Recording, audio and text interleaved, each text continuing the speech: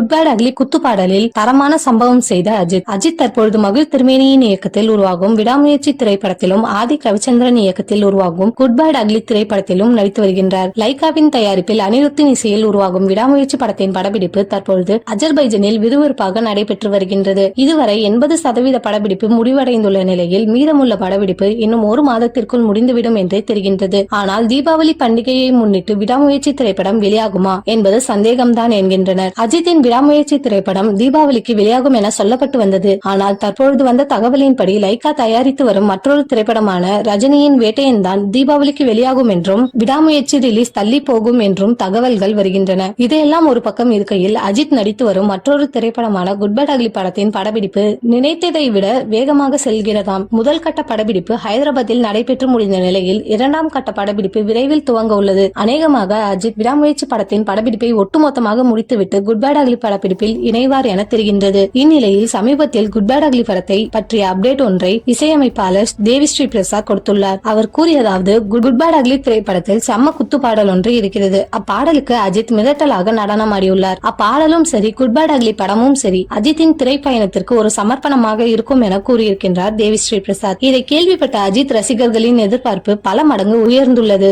ஆதிக் ரவிச்சந்திரன் தீவிரமான அஜித் ரசிகர் ஆவார். எனவே அவர் குட் பேட் அக்லி திரைப்படத்தில் அஜித்தை பார்த்து பார்த்து செதுக்கி வருகின்றார். ஒரு இயக்குனராக இல்லாமல் அஜித்தின் ரசிகராகவே குட் பேட் அக்லி திரைப்படத்தை ஆதிக் எடுப்பார் என்ற எதிர்பார்ப்பு அனைவரிடமும் இருந்து வருகின்றது என்பது குறிப்பிடத்தக்கது.